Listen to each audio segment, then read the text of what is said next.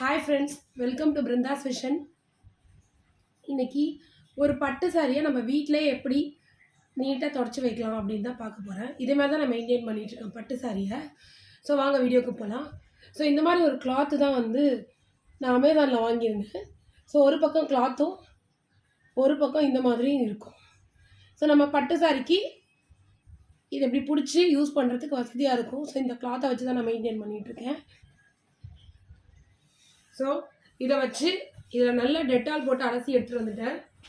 So ஃபுல்லாகவே இப்படி நல்லா டெட்டால் போட்டு இப்படி பெட்டு மேலே விரித்து போட்டு டெட்டால் போட்டு நல்லா துடைச்சிக்குவேன்.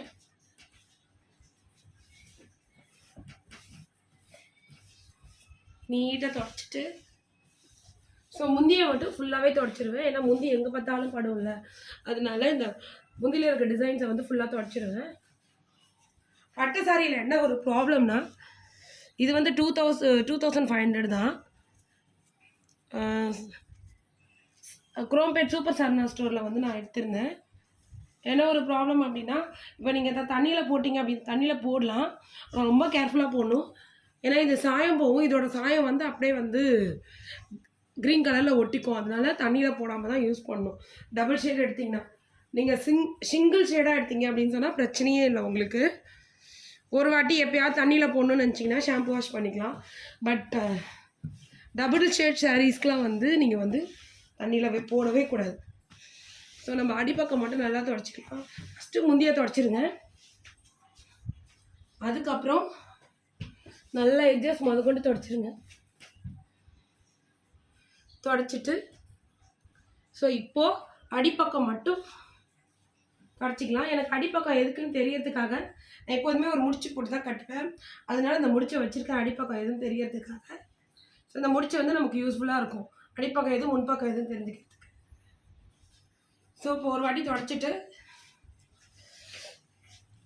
ஏதாவது சுருங்கி இருந்ததுன்னா அதையும் நம்ம எடுத்துட்டு ஸோ இப்படி நல்லா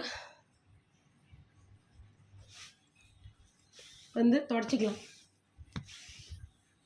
ஒரு 2 இதை நல்லா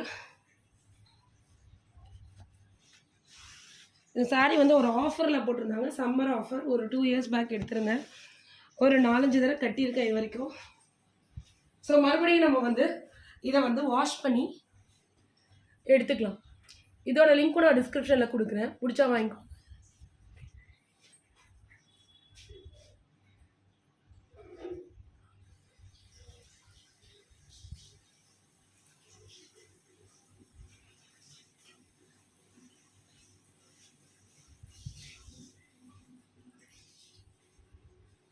இது ஒரு மல்டி பர்பஸ் கிளாத்து.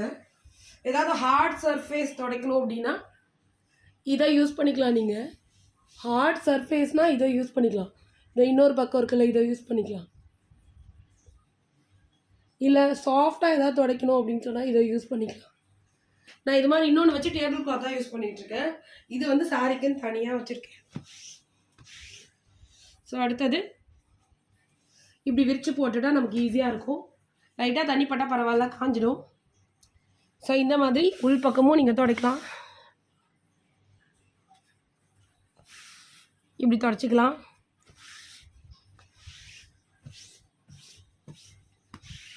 முக்கியமாக நம்ம பார்டரை தான் துடைக்கணும். ஏன்னா பார்டர் தான் அடியில் படும். நான் இப்போ நாளைக்கு பெட் கவர் மாற்றிடுவேன், அதனால் இதை போட்டு துடைக்கிறேன். பெட்டையும் லைட்டாக இதால் க்ளீன் பண்ணிவிடுவேன். சரி, ஒன்று ஒன்றா துடைச்சிட்டு நம்ம இப்படி பண்ணிக்கலாம். இந்த மாதிரி துடைக்கிறதுனால நமக்கு கொஞ்சம் ஈஸியாக இருக்கும் துடைக்கிறதுக்கு. முடிச்சு போட்டிருக்கிறதுனால ஒரு சில இடம் மேலேயும் கீழேயுமா இருக்கும், அதுவே நமக்கு யூஸ்ஃபுல்லாக இருக்கும். துடைக்கும் போதே நான் இப்படி எடுத்து விட்டு துடைச்சிட்டேன் அப்படின்னா அது மாதிரி நின்றுக்கும். இது மாதிரி துடைச்சிட்டு உள்ளாரே வெயில் பால்கனியில் வெயில் வரும்ல, அதில் காய போடுவேன். ஸோ அடிப்பக்கம் மட்டும் நல்லா இப்படி துடைச்சிட்டு ஸோ அப்படியே எடுத்துக்கலாம். நீங்கள் ஸோ வெளியில் கொடுத்து நீங்கள் ட்ரை க்ளீன் பண்ணிங்க அப்படின்னா ரொம்ப அதிகமாக கேட்பாங்க. மேக்ஸிமம் ஒரு 150 அந்த மாதிரி ரேஞ்சில் இருக்கும்.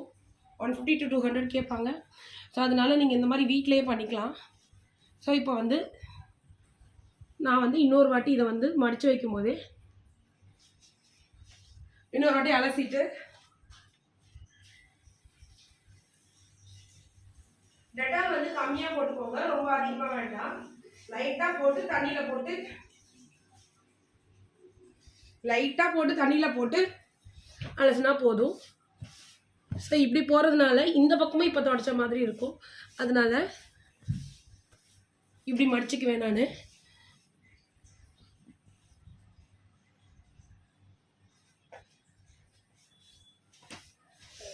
இப்படி நல்லா மடிச்சுட்டு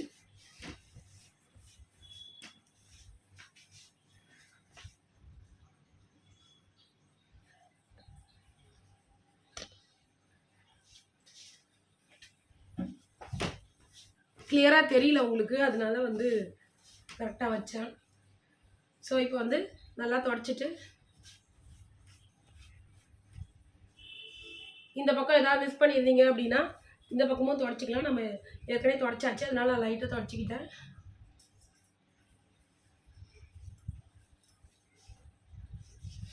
ஸோ இதையும் நல்லா தொடச்சிக்கலாம். தொடச்சிட்டு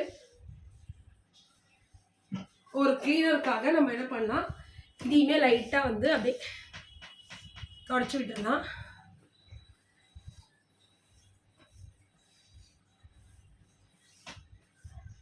தொடச்சிட்டு இப்படியே வந்து நீங்கள் வந்து ஒரு வெயில் எடுத்துகிட்டு போய் நீங்கள் வந்து இது பண்ணலாம். சப்போஸ் அயன் பண்ண கொடுக்குறீங்க, இப்படியே கூட நீங்கள் வந்து அயன் பண்ணவும் கொடுக்கலாம். இல்லை வெயிலில் காய போட்டு நீங்கள் உடனே அயன் பண்ண கொடுக்குறதா இப்படியே எடுத்து வச்சுக்கலாம், ஒன்றும் பிரச்சனை இல்லை. ஸோ இதை அப்படியே எடுத்து காய வைக்கலாம். 2 ஆப்ஷன். அயன் பண்ண கொடுக்குறீங்கன்னா அப்படியே மடித்து வச்சிடலாம். ஸோ இல்லை கொஞ்சம் நேரம் ரொம்ப ஈரம் பட்டுருச்சு அப்படின்னா இப்படியே லைட்டாக வந்து பெட்டிலே போட்டிங்கன்னா அது காஞ்சிடும். ஸோ இப்போ பெட்டிங் லைட்டாக வந்து இந்த கீழ்ப்பக்கம் போட்டோம்ல, அதை மட்டும் நான் லைட்டாக வந்து தொடச்சிடுவேன்.